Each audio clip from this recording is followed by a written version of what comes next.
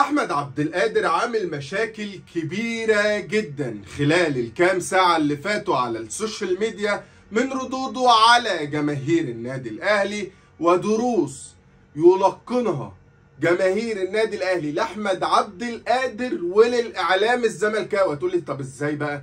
يعني هو المفروض دلوقتي لو جمهور النادي الاهلي هيرد على عبد القادر علشان يوقفه عند حده، طب ايه علاقه جمهور الزمالك واعلاميين نادي الزمالك وصفحات نادي الزمالك؟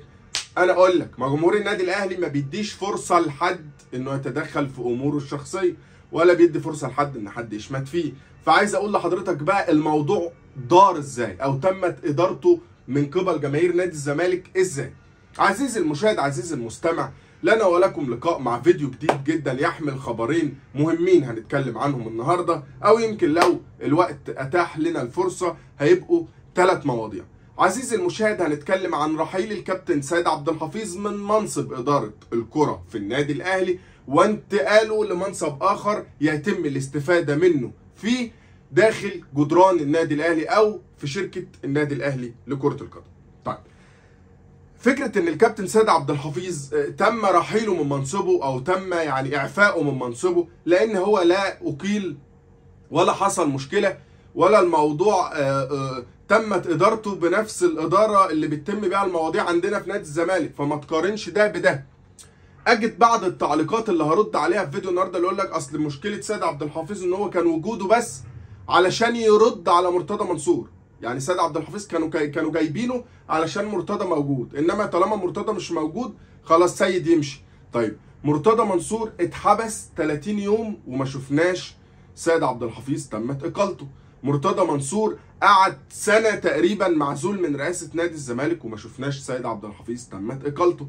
هيجي علشان مرتضى منصور طلع في فيديو قال انا خلاص اعلنت رحيلي و هيتم اقالته بقى عشان مرتضى مشي؟ ما كان من باب اولى يمشي في الكام مره اللي فاتوا.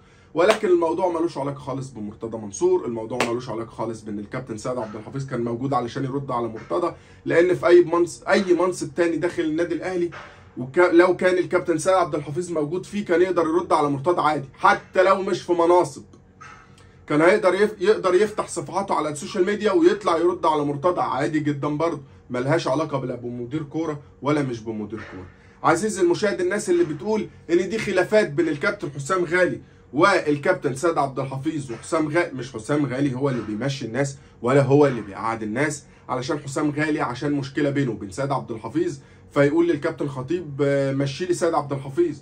فلو الكابتن حسام غالي ليه غلاوه عند الجمهور فالكابتن الخطيب هيسمع كلامه، فالكابتن سيد عبد الحفيظ ليه غلاوه كبيره جدا عند الجمهور، وكان من باب اولى يسيب الكابتن سيد عبد الحفيظ، لان الاستاذ والكابتن محمود الخطيب عارف قد ايه جماهير النادي الاهلي بتحب سيد عبد الحفيظ.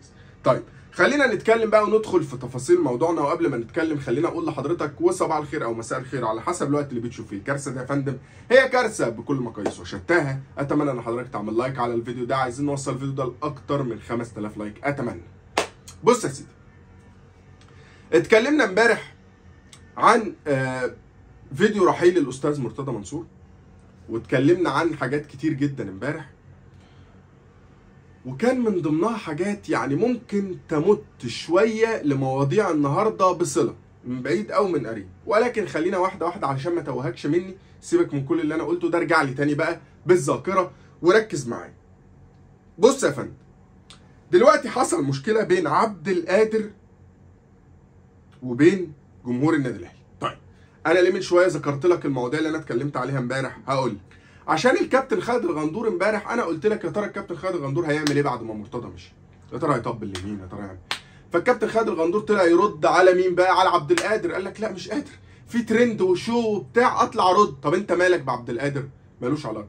طب انت مسؤول من مسؤول اداره النادي الاهلي؟ لا. طب انت جمهور من جمهور النادي الاهلي اللي اترد عليهم رد وحش؟ لا. طب انت ايش احشرك؟ انا كده جاي معاكم كده، انا بطولاتي ان انا اطلع اعلي على الاهلي. يا عم طب ما تعمل حاجه تفيدك. قال لك لا عبد القادر عمل مشكله اطلع اتكلم عنها. يا عم ما يخصكش. قال لك لا والله لا اتكلم عنها. طيب، واحده واحده تاني، ورانا ايه؟ واحده واحده بنجري ليه؟ ركز معايا. عبد القادر نزل بوست على السوشيال ميديا وقال لك انا ما ردتش من بدايه الموسم على الصفحات المأجوره اللي بتاخد فلوس وتطلع تنفخ في فلان وتطلع توطي في فلان، وتعرض عليا قبل كده ان انا ادفع فلوس علشان اعمل حملات تعليني وتعلي اسمي وتعمل فيديو يعني كده يعني. ولكن عزيزي المشاهد، الموضوع لو كان تم اقتصاره على كده كان الموضوع انتهى وخلص وعادي جدا، وكنا قلنا شابوه لاحمد عبد القادر. ولكن نجد مثلا ان عبد القادر كل ما حد يرد عليه ويكتب له تعليق تلاقي عبد القادر بيرد عليه رد مريب، لدرجه اني شكيت ان ممكن تكون الصفحه مسروقه. يعني واحد بيقول لعبد القادر: لا يعني يا عبد القادر انت بتبالغ في مهاراتك شويه في الملعب وانت مش مفيد للفريق وبتاع كده يعني. انتقاد عادي جدا. عبد القادر يقول له: انت شوف انا عندي 25 سنه، او مش عارف، مش فاكر عبد القادر عنده كام سنه.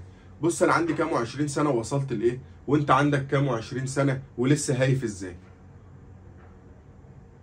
رد مريب ورد غريب من عبد القادر يجب ان يحاسب عليه.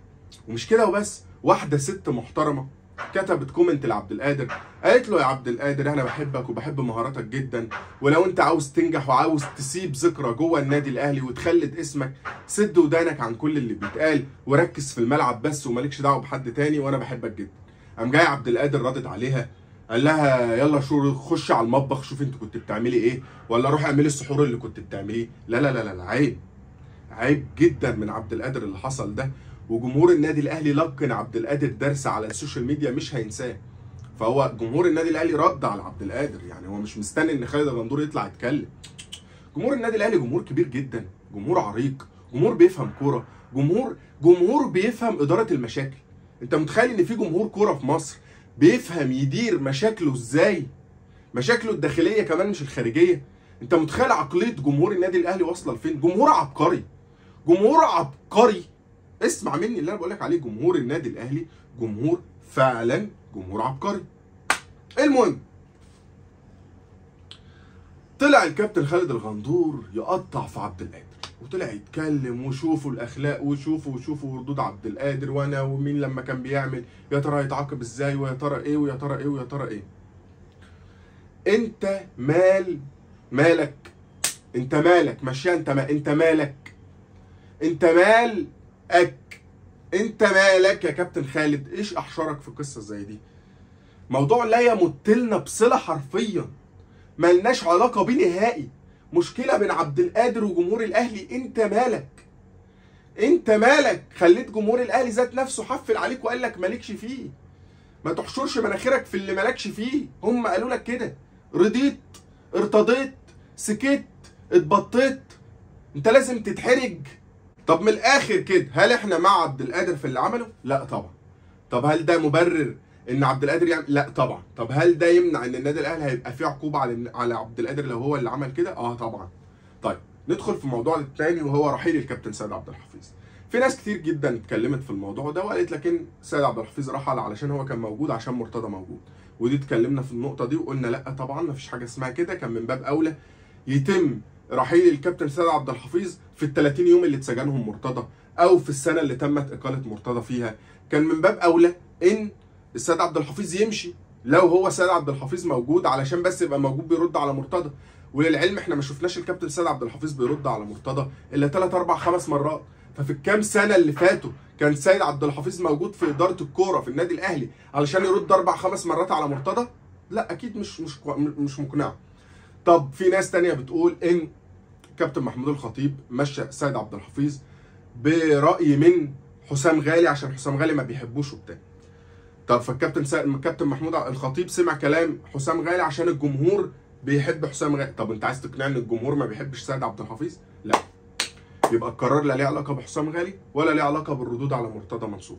الموضوع والقرار ده ليه وجهه نظر تانية ما تمش الاعلان عنها، ممكن احنا نعرفها قريب. طب هل سيد عبد الحفيظ مش خلاص من النادي الاهلي؟ لا طبعا. سيد عبد الحفيظ هيكون موجود في اداره النادي الاهلي او في شركه الكوره بالنادي الاهلي. عزيزي المشاهد، لحد هنا نكون وصلنا لنهايه الفيديو بتاع النهارده. لو لسه بتتفرج لحد دلوقتي يا ريت تزور في لايك، كومنت، تقول لي رايك، تعمل اشتراك لو دي اول مره تتفرج على فيها. بس يا سيدي كان معكم محمد الجرحي. تصبحوا على الف خير.